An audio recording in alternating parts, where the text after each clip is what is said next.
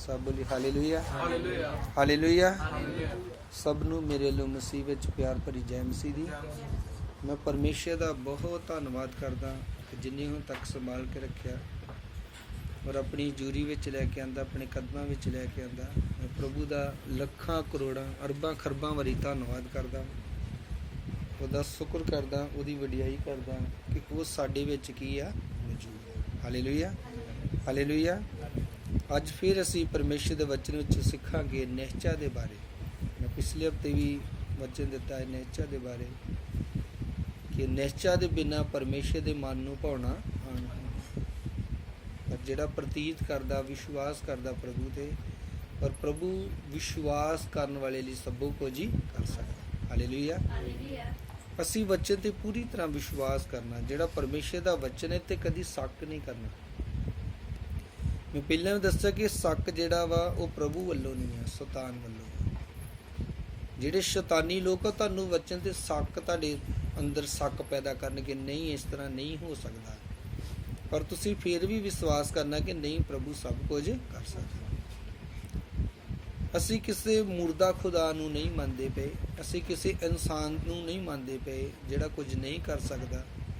असी उस खुदा नूं मनते पे हैं जिहड़ा पूरी सृष्टि का मालक आ, जिन्हें सृष्टि नूं बनाया, बल्कि जिन्हें मनुख नूं, आदम नूं, हवा नूं बनाया, जिन्हें पेड़ पौधिਆਂ नूं, जो भी असी देखते हैं, चाहे जानवर पंछी ने, किसरन वाले ने, जो भी कुछ असी देखते हैं, सूरज चंद्रमा तारे आकाशां नूं, सब कुछ उन्हें बनाया। हालेलुया।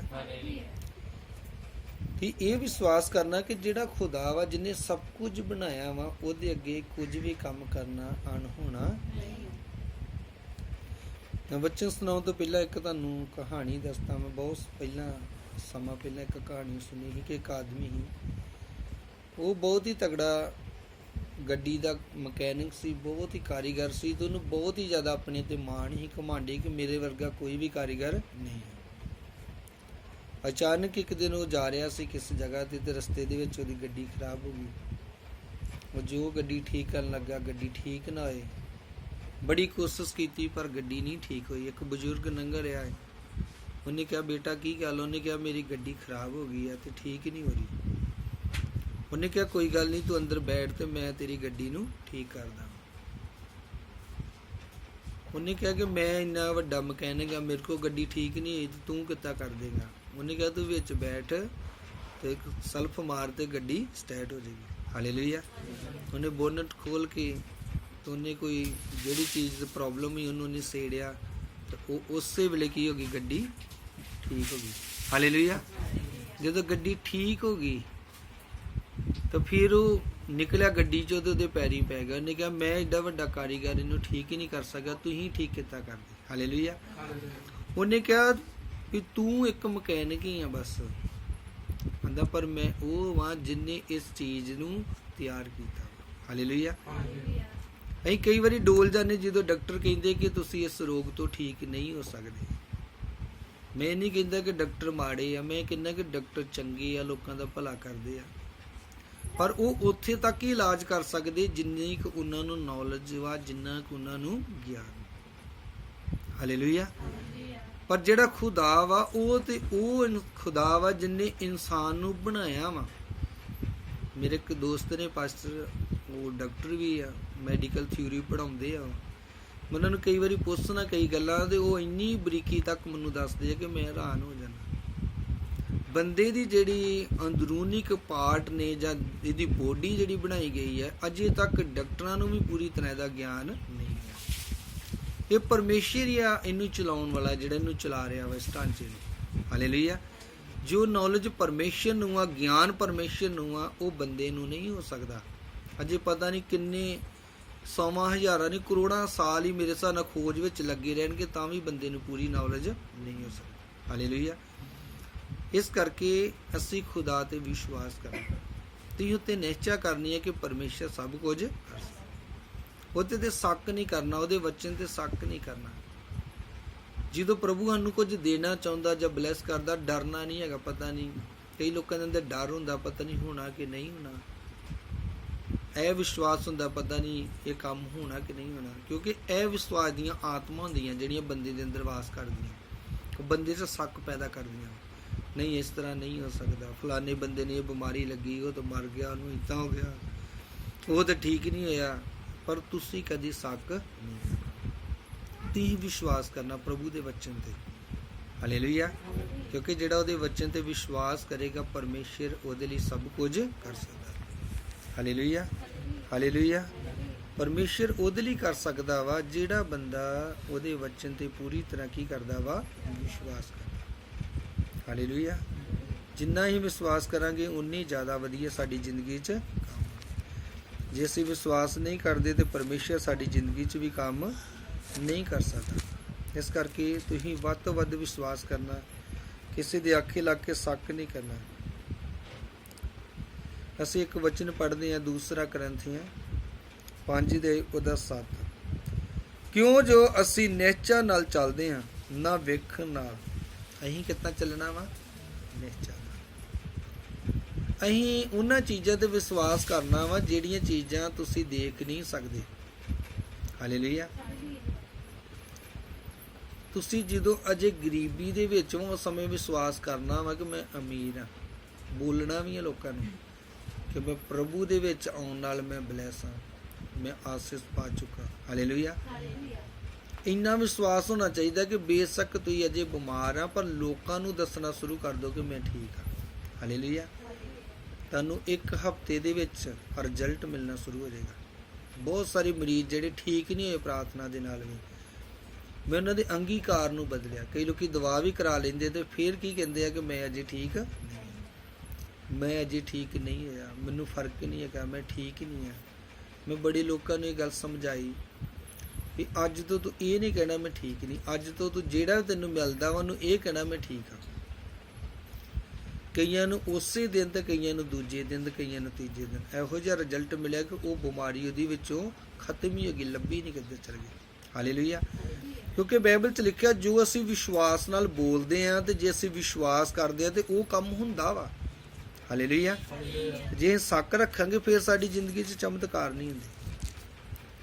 ਮੈਂ ਜਦੋਂ ਗਰੀਬੀ ਵਿੱਚ ਸੀ, ਕਰਜ਼ਦਾਰ ਸੀ, ਉਸ ਸਮੇਂ ਮੈਂ ਕਹਿੰਦਾ ਰਿਹਾ ਕਿ ਮੈਂ ਯਿਸੂ ਮਸੀਹ ਦੇ ਨਾਂ 'ਚ ਆਜ਼ਾਦ ਹਾਂ, ਮੇਰੇ ਪ੍ਰਭੂ ਨੇ ਮੈਨੂੰ ਆਜ਼ਾਦ ਕਰ ਦਿੱਤਾ। ਜੇ ਮੈਂ ਬਿਮਾਰੀ ਵਿੱਚ ਮੈਂ ਕਹਿੰਦਾ ਹੁੰਦਾ ਕਿ ਉਹਦੇ ਕੋੜੇ ਖਾਣ ਨਾਲ ਮੈਂ ਚੰਗਾ ਹੋ ਚੁੱਕਾ ਵਾਂ।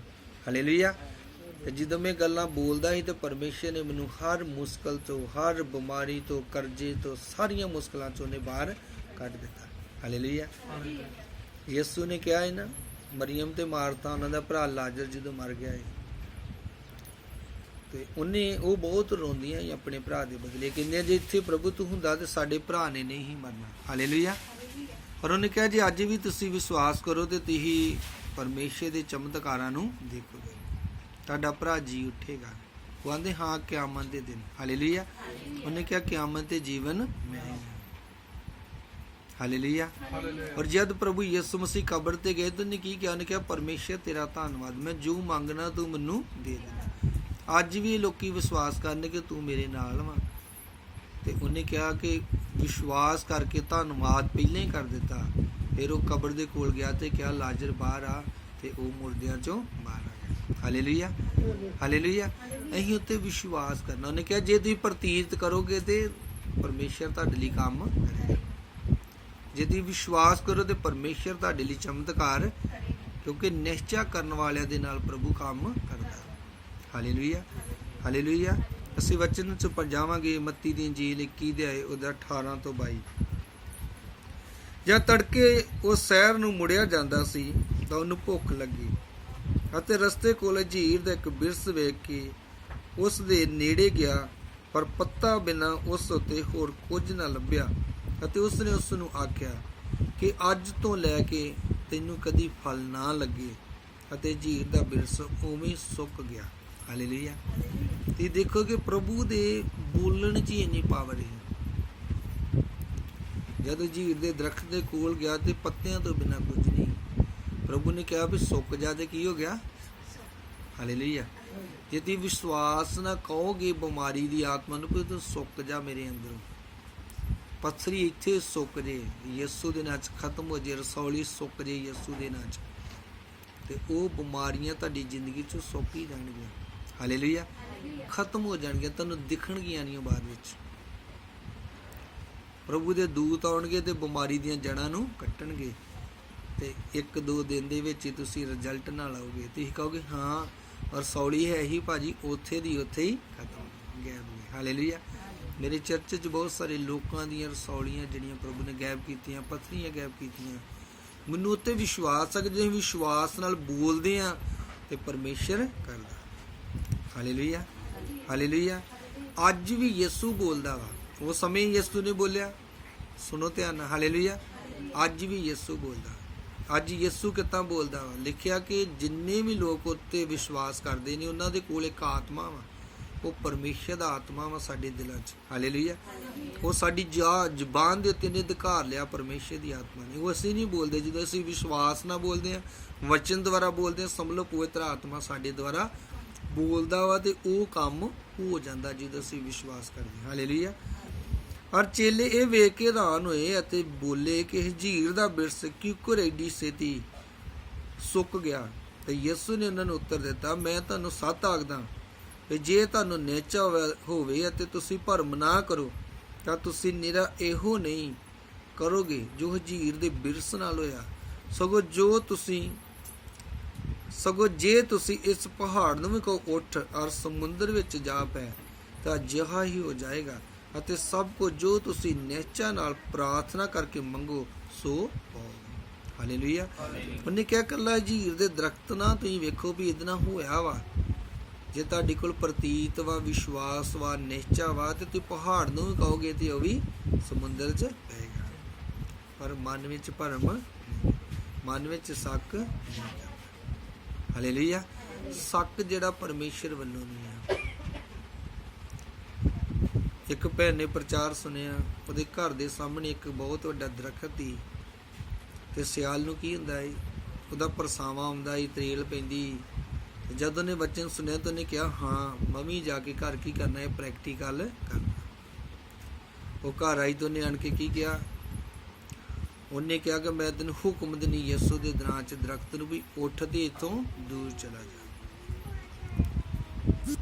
ਉਹਨੇ ਕਿਹਾ ਤੇ ਕੁਝ ਵੀ ਨਹੀਂ, ਦਰਖਤ ਉੱਥੇ ਦਾ। ਹਾਲੇਲੂਇਆ। ਫਿਰ ਕੀ ਕਹਿਣ ਲੱਗੀ, ਆਂਦੀ ਮੈਨੂੰ ਪਹਿਲਾਂ ਹੀ ਪਤਾ ਸੀ ਵੀ ਇਹ ਕੰਮ ਨਹੀਂ। ਕਈ ਲੋਕਾਂ ਦਾ ਇਹੋ ਜਿਹਾ ਵਿਸ਼ਵਾਸ ਆ ਕਿ ਅੰਦਰ ਸ਼ੱਕ ਵੀ ਆ, ਡਰ ਵੀ ਆ, ਤੇ ਉੱਪਰੋਂ ਬੋਲੀ ਜਾਣਾ। ਮੂੰਹ ਨੇ ਬੋਲਣ ਨਾਲ ਕੁਝ ਨਹੀਂ ਹੋਣਾ ਜਿੰਨਾ ਚਿਰ ਤੁਹਾਡੇ ਦਿਲ ਵਿੱਚ ਉਹਦੇ ਪ੍ਰਤੀ ਵਿਸ਼ਵਾਸ। ਹੁਣ ਕਈ ਲੋਕੀ ਬੋਲਦੇ ਯਿਸੂ ਦੇ ਨਾਂ 'ਚ ਭੂਤ ਨਿਕਲ ਜਾਣ, ਰੋਗੀ ਚੰਗੀ ਹੋ ਜਾਣ, ਤੇ ਕੁਝ ਵੀ ਨਹੀਂ ਹੁੰਦਾ। ਕਿਉਂ ਨਹੀਂ ਹੁੰਦਾ? ਕਿਉਂਕਿ ਇਕੱਲਾ ਬੋਲਣਾ ਨਹੀਂ, ਬੋਲਣ ਦੇ ਪਿੱਛੇ ਤੁਹਾਡਾ ਸੰਘਰਸ਼ ਹੋਣਾ ਚਾਹੀਦਾ, ਤੁਹਾਡੀ ਮਿਹਨਤ ਹੋਣੀ ਚਾਹੀਦੀ ਹੈ। ਤੇ ਜਿਹੜਾ ਸ਼ਬਦ ਬੋਲਣ ਦੇ ਕਿਸੇ ਨੂੰ ਜਾ ਕੇ ਉਹਦੇ ਬਾਰੇ ਪਹਿਲਾਂ ਪਰਖੋ ਆਪਣੇ ਆਪ ਨੂੰ ਕਿ ਤੁਸੀਂ ਪਰਮੇਸ਼ਰ 'ਚ ਚੱਲਦੇ ਕਿਵੇਂ ਆ, ਤੁਸੀਂ ਪ੍ਰਾਰਥਨਾ ਕਿੰਨੀ ਕੀਤੀ ਉਸ ਕੰਮ ਦੇ ਲਈ, ਤੇ ਫਿਰ ਜਾ ਕੇ ਬੋਲਿਆ। ਹਾਲੇਲੂਇਆ। ਇਕੱਲਾ ਬੋਲਣ ਨਾਲ ਨਹੀਂ ਹੋਣਾ, ਉਹਦੇ ਮਗਰ ਤੁਹਾਡੀ ਮਿਹਨਤ ਕਿੰਨੀ। ਹੁਣ ਯਿਸੂ ਸਾਰੀ ਰਾਤ ਪ੍ਰਾਰਥਨਾ ਕਰਦਾ ਹੈ, ਯਿਸੂ ਪਾਪ ਰਹਿਤ ਹੀ, ਕੋਈ ਉਹਨੇ ਪਾਪ ਨਹੀਂ ਕੀਤਾ। ਜੇ ਤੁਸੀਂ ਪਵਿੱਤਰਤਾਈ 'ਚ ਪੂਰੀ ਤਰ੍ਹਾਂ ਵਾ ਤੇ ਫਿਰ ਤੁਸੀਂ ਪ੍ਰਾਰਥਨਾ ਕਰਦੇ ਆ, ਮਿਹਨਤ ਕਰਦੇ ਤੇ ਵਚਨ ਤੇ ਵਿਸ਼ਵਾਸ ਕਰਦੇ ਆ, ਫਿਰ ਬੋਲੋਗੇ ਤੇ ਤੁਹਾਡੇ ਲਈ ਕੰਮ ਹੋਣਗੇ। ਹਾਲੇਲੂਇਆ।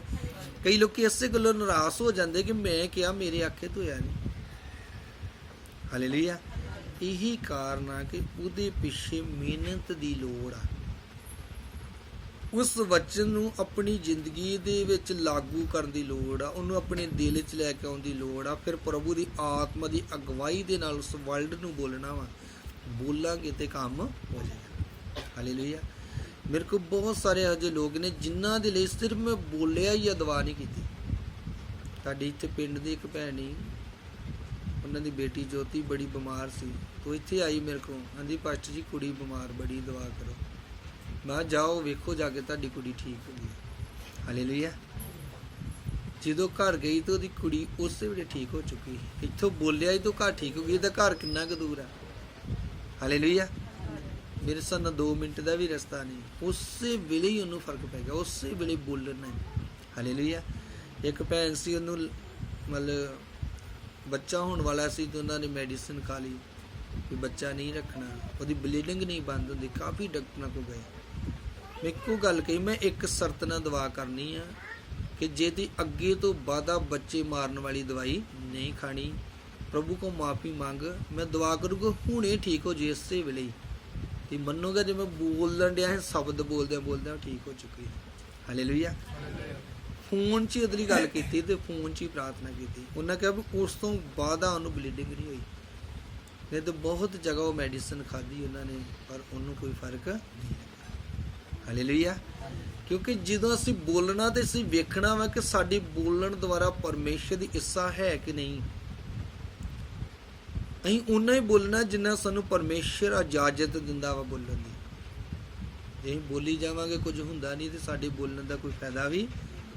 असीं उहली प्रेयर करते हैं, पूरा पूरा दिन प्रेयर करते हैं, चलते फिरते उड़ते बैठते नाइट प्रेयर करते हैं। फिर वो जिहड़ा बोलण वाले साडे शब्द वा वो परमेश्वर की आत्मा की अग नाल मसाए हुंदे आ। जो प्रभु दा आत्मा सानू कहंदा भी बोलो तो असीं बोलते हैं तो परमेश्वर उस काम नूं करदा। हालेलुया।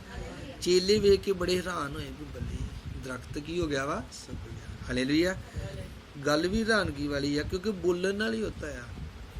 मैं प्रैक्टिकल तौर पर बहुत बारी मैं दरख्तों के उत्ते प्रार्थना करके भी ये चीज़ का रिजल्ट वेख्या, सुके हुए दरख्त रहे हुए लोगों ने। हालेलुया। कई लोगों ने मेरे को सब्जियां वास्ते प्रेयर कराई, जल बस दिता, उस वेले उन्होंने सब्जियां लगनियां शुरू हो गई। बाद चानू भेजते हैं इन्नियां लगदियां मुड़ के हद ही नहीं। हालेलुया।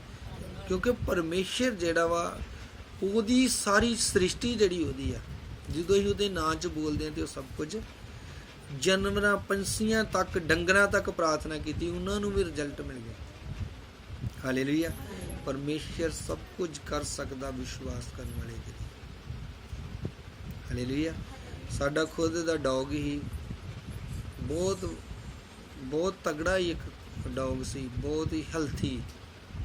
एक दिन वो सड़क पर निकलिया तो किसी ने उन्हें इन्ना ज़्यादा मारिया कि उसकी सारी बॉडी च इन्फेक्शन हो गई। ਇਹ ਡਾਕਟਰ ਨੂੰ ਦਿਖਾਇਆ, ਵੈਟਰਨਰੀ ਡਾਕਟਰ ਨੂੰ। ਉਹਨੇ ਕਿਹਾ ਕਿ ਇਹ ਕੁੱਤਾ ਤੁਹਾਡਾ ਬਚ ਨਹੀਂ ਸਕਦਾ, ਕਹਿੰਦੇ ਤੇ ਸਾਰੇ ਸਰੀਰ ਨੂੰ ਇਨਫੈਕਸ਼ਨ ਹੋ ਚੁੱਕੀ ਹੈ, ਇਹਨੇ ਨਹੀਂ ਬਚਣਾ। ਮੇਰਾ ਭਰਾ ਹੀ ਮੈਨੂੰ ਕਹਿੰਦਾ ਭਾਜੀ ਇੰਨੇ ਲੋਕਾਂ ਲਈ ਪ੍ਰਾਰਥਨਾ ਕਰਦੇ ਆ, ਇਹਦੇ ਲਈ ਵੀ ਪ੍ਰਾਰਥਨਾ ਕਰ ਦਿਓ। ਮੈਂ ਹੱਥ ਰੱਖ ਕੇ ਪ੍ਰਾਰਥਨਾ ਕੀਤੀ, ਅੱਜ ਪ੍ਰਾਰਥਨਾ ਕੀਤੀ, ਕੁੱਤਾ ਅਗਲੇ ਦਿਨ ਹੀ ਸਾਲਾ ਮਾਰਨ ਲੱਗ ਗਿਆ, ਬਿਲਕੁਲ ਠੀਕ ਹੋ ਗਿਆ। ਹਾਲੇਲੂਇਆ। जे परमेश्वर जानवरां पंछियां लई कर सकदा तो की परमेश्वर मनुखां लई नहीं कर सकदा? वो मनुखां लई भी कर सकदा। हालेलुया। सब जीव जंतु जो भी कुछ असीं देखते हैं परमेश्वर दा, ते परमेश्वर सिरजनहार आ। सारियां चीज़ां प्रभु दियां, सिर्फ सानू ते विश्वास करना, शक नहीं करना, डर नहीं रखना, नैगेटिव नहीं सोचना। हालेलुया। मैं एक वचन और पढ़ूंगा, मरकस दी अंजील 9 अध्याय 23। सारिਆਂ ने ध्यान नाल सुनना है, सीखना है। ये बच्चे तुसी यूट्यूब ते भी सीख सकते हैं, सुन सकते हैं, बार बार सुन सकते हैं कि तुहानू ये वचन की समझ लगे और इस वचन के द्वारा तुसीं प्रभु की बरकत नूं पा सकते हैं। इनू वध तो वध वचन शेयर कर सकते हैं, फेसबुक ते शेयर कर सकते, व्हाट्सएप ते यूट्यूब ते शेयर कर सकते वध तो वध, तां जो वचन लोगों तक वध तो वध जा सके ते लोग परमेश्वर की बरकत नूं पा सकण। हालेलुया। असीं होर वचन सीखांगे, मरकस दी अंजील 9:23। यीशु ने इहनूं आख्या जे यीशु ने इहनूं आख्या जे तुसीं कर सकते हो, क्योंकि बाइबल च लिखिया कि इस जगह ते एक आदमी आया सी अपने बेटे नूं लैके, क्योंकि उहदा बेटा जिहड़ा वो सतानी प्रॉब्लम दे करके झगड़िया तो उहदे करके एक बीमारी सी, उहनूं जिद्दां मिर्गी दा दौरा पैंदा इस तरह उहनूं दौरा पैंदा सी। हालेलुया। पर वचन च लिखिया कि उन्हें आण के कहा कि मैं तेरे जिहड़े चेले उन्होंने दिखाया पर उन्होंने ठीक ना कर सके, जे तू कुछ कर सकना दे कर दे। हालेलुया। हालेलुया। उन्हें कहा जे तू कुछ कर सकना दे, प्रतीत करने वाले लिए सबो कुछ हो सकता। यीशु ने की कहा कि जे तू प्रतीत करे तो प्रभु सब कुछ कर सकता। उस वेले उस बालक दे प्यो दा प्यो उच्ची आवाज़ नाल कहन लगा, मैं प्रतीत करदा तुसीं मेरी बेप्रतीति दा उपाउ करो। जद यीशु ने वेख्या कि लोग दौड़ के इकट्ठे हुंदे जांदे हन, तद उहने भ्रिष्ट रूह नूं की कर दिता, झिड़किया अते उस नूं कहा, हे गूंगी बोली रूह, मैं तैनूं हुक्म करदा जो इस विचों निकल जा अते फिर कदे इस विच ना। हालेलुया। उहदे विच किहड़ी बदरूह ही? गूंगी ते बोली। हालेलुया। ਉਹ ਕੀ ਕਰਦੀ, ਉਹਨੇ ਜਗੜਿਆ ਹੋਇਆ ਸੀ, ਬਦਰੂ ਨੇ ਫੜਿਆ ਹੋਇਆ ਸੀ। ਪਰ ਜਦ ਯਿਸੂ ਨੇ ਪ੍ਰਾਰਥਨਾ ਕੀਤੀ ਤੇ ਉਹ ਉਹਨੂੰ ਛੱਡ ਕੇ ਚਲੇ ਗਏ। ਜਦ ਇਹਨੂੰ 14 ਆਇਤ ਤੋਂ ਪੜ੍ਹਦੇ ਤੇ ਲਿਖਿਆ, ਜਾਂ ਉਹਦੇ ਚੇਲਿਆਂ ਦੇ ਕੋਲ ਆਏ ਤਾਂ ਉਹਨਾਂ ਨੇ ਦੇ ਚਪੇਰੇ ਵੱਡੀ ਭੀੜ ਔਰ ਉਹਨਾਂ ਗ੍ਰੰਥੀਆਂ ਨੂੰ ਝਗੜਾ ਕਰਦੇ ਡਿੱਠਾ, ਅਤੇ ਝੱਟ ਸਾਰੀ ਭੀੜ ਉਹਨੂੰ ਵੇਖ ਕੇ ਹੈਰਾਨ ਹੋਈ, ਅਤੇ ਲੋਕਾਂ ਨੇ ਉਹਦੇ ਕੋਲ ਦੌੜ ਕੇ ਉਹਨੂੰ ਪ੍ਰਣਾਮ ਕੀਤਾ। ਤਦ ਉਸ ਨੇ ਉਹਨੂੰ ਪੁੱਛਿਆ, ਤੁਸੀਂ ਇਹਨਾਂ ਨਾਲ ਕੀ ਝਗੜਾ ਕਰਦੇ ਹੋ? ਤਾਂ ਭੀੜ ਵਿੱਚ ਇੱਕ ਨੇ ਉਹਨੂੰ ਉੱਤਰ ਦਿੱਤਾ, ਗੁਰੂ ਜੀ, ਮੈਂ ਆਪਣਾ ਪੁੱਤਰ ਜਿਹਨੂੰ ਗੁੰਗੀ ਰੂਹ ਚੰਬੜੀ ਹੋਏ ਤੇਰੇ ਕੋਲ ਲਿਆਇਆ, ਔਰ ਉਹ ਜਿੱਥੇ ਕਿਤੇ ਉਹਨੂੰ ਫੜਦੀ ਹੈ ਉਸ ਨੂੰ ਪਟਕਾ ਦਿੰਦੀ ਹੈ, ਅਤੇ ਉਹ ਝੱਗ ਸੜਦਾ ਤੇ ਦੰਦ ਪੀਂਦਾ ਅਤੇ ਸੁੱਕਦਾ ਜਾਂਦਾ ਹੈ। ਔਰ ਮੈਂ ਤੇਰੇ ਚੇਲਿਆਂ ਨੂੰ ਕਿਹਾ ਸੀ ਜੋ ਉਹਨੂੰ ਕੱਢ ਦੇਣ, ਪਰ ਉਹ ਨਾ ਕੱਢ ਸਕੇ। ਉਸ ਨੇ ਉਹਨਾਂ ਨੂੰ ਉੱਤਰ ਦਿੱਤਾ, ਹੇ ਬੇਪ੍ਰਤੀਤ ਪੀੜ੍ਹੀ, ਕਦ ਤੋੜੀ ਮੈਂ ਤੁਹਾਡੀ ਸੰਗ ਰਹਾਂਗਾ, ਕਦ ਤੋੜੀ ਤੁਹਾਡੀ ਸਹਾਂਗਾ। ਹੁਣ ਮੇਰੇ ਕੋਲ ਲਿਆਓ। ਉਹ ਉਹਨੂੰ ਉਸ ਦੇ ਕੋਲ ਲਿਆਏ, ਔਰ ਜਾਂ ਉਸ ਨੇ ਉਹਨੂੰ ਵੇਖਿਆ ਤਾਂ ਰੂਹ ਨੇ ਉਸ ਵੇਲੇ ਉਹਨੂੰ ਵੱਡਾ ਮਰੋੜਿਆ, ਅਤੇ ਉਹ ਭੁੰਜੇ ਡਿੱਗ ਪਿਆ ਔਰ ਝੱਗ ਸੜਦਾ ਹੋਇਆ ਲੇਟਣ ਲੱਗਾ। ਤੇ ਉਸ ਨੇ ਉਹਦੇ ਪਿਓ ਨੂੰ ਪੁੱਛਿਆ, ਕਿੰਨੇ ਕੁ ਚਿਰ ਤੋਂ ਇਹ ਇਸ ਨੂੰ ਹੋਇਆ? ਉਹ ਬੋਲਿਆ, ਸੋਟੀ ਹੁੰਦਿਆਂ ਹੀ ਤੋਂ, ਅਤੇ ਕਈ ਵਾਰੀ ਉਸ ਨੇ ਇਹਨੂੰ ਅੱਗ ਵਿੱਚ ਔਰ ਕਈ ਵਾਰੀ ਪਾਣੀ ਵਿੱਚ ਸੁੱਟਿਆ ਭਈ ਇਸ ਦਾ ਨਾਸ਼ ਕਰੇ। ਪਰ ਜੇ ਤੁਸੀਂ ਕੁਝ ਕਰ ਸਕਦੇ ਹੋ ਤਾਂ ਸਾਡੇ ਉੱਤੇ ਤਰਸ ਖਾ ਕੇ ਸਾਡੀ ਸਹਾਇਤਾ ਕਰੋ। ਹਾਲੇਲੂਇਆ। ਉਹ 'ਚ ਗੁੰਗੇਪਨ ਦੀ, ਬਹਿਰੇਪਨ ਦੀ ਵੀ ਬਦਰੂ ਹੀ, ਤੇ ਨਾਲ ਹੀ ਉਹਨੂੰ ਜਿੱਦਾਂ ਦੌਰਾ ਪੈਂਦਾ ਕਿ ਮੂੰਹ 'ਚੋਂ ਝਿੱਗ ਸੜਦਾ ਸੀ ਤੇ ਸੁੱਕਦਾ ਜਾਂਦਾ ਸੀ।